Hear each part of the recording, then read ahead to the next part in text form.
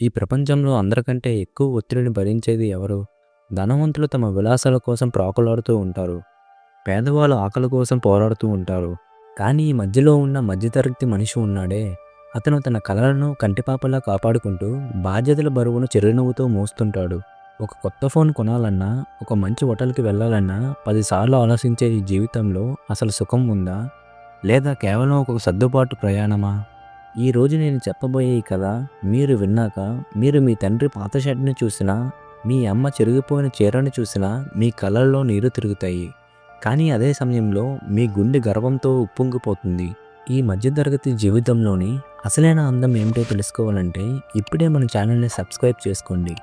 ఎందుకంటే మన అందరి ఇళ్లలోని రోజు జరిగే ఈ పోరాటమే మనల్ని అసలైన మనుషులుగా మారుస్తుంది.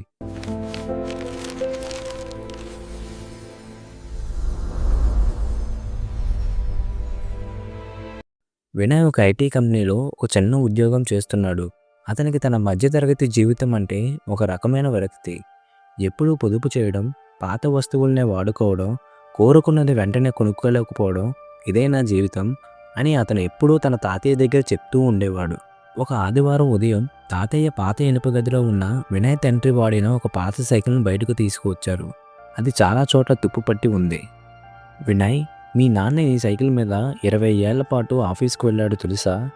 ఈ సైకిల్ చక్రాలు తిరిగిన ప్రతిసారి మీ ఇంటికి అవసరమైన బియ్యం వచ్చాయి, నీ స్కూల్ ఫీజులు కట్టబడ్డాయి, నీ పుట్టినరోజున నువ్వు కోరుకున్న బొమ్మలు వచ్చాయి అన్నారు తాతయ్య. వినయ్ చిరాగ్గా, అందుకే కదా తాతయ్య, నాన్న అప్పుడు ఒక కారు కొనుక్కోవచ్చు కదా, మనం ఎప్పుడూ ఇలాగే ఎందుకు ఉండాలి అని అడిగాడు. తాతయ్య నవ్వి వినయ్ని తన పక్కన కూర్చోబెట్టుకొని ఎలా అన్నారు, వినయ్, మధ్యతరగతి జీవితం అంటే అభావం కాదు, అది ఒక అద్భుతమైన బ్యాలెన్స్.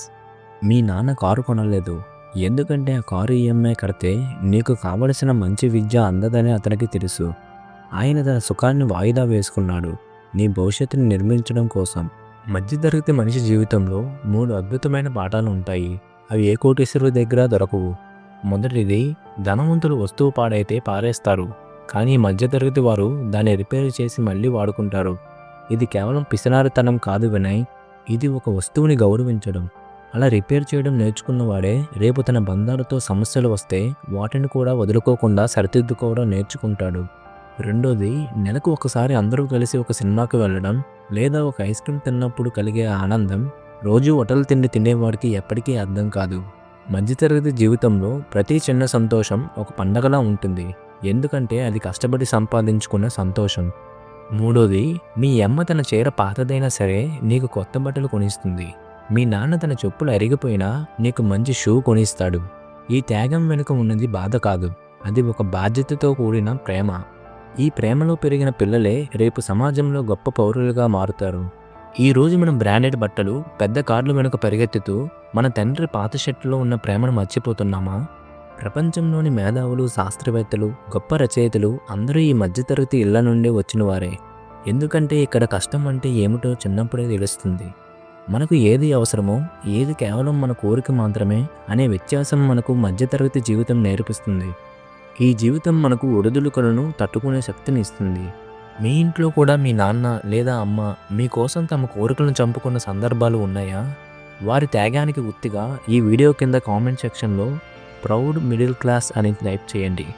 మీ తల్లిదండ్రుల కష్టానికి మీరు ఇచ్చే అతిపెద్ద గౌరవం మీరు మీ జీవితంలో గొప్ప స్థాయికి ఎదగడమే. ఇలాంటి మరిన్ని కథల కోసం ఇప్పుడే మన ఛానల్ సబ్స్క్రైబ్ బటన్ క్లిక్ చేసి ఈ వీడియోను మీ కుటుంబ సభ్యులందరికీ షేర్ చేయండి. గుర్తుంచుకోండి, మీ దగ్గర ఎన్ని కోట్లు ఉన్నా ఆ పాత మధ్యతరగతి రోజుల్లో మీరు నేర్చుకున్న విలువలే మిమ్మల్ని గొప్ప వ్యక్తిగా ఉంచుతాయి. మళ్ళీ మరొక కథతో కలుద్దాం.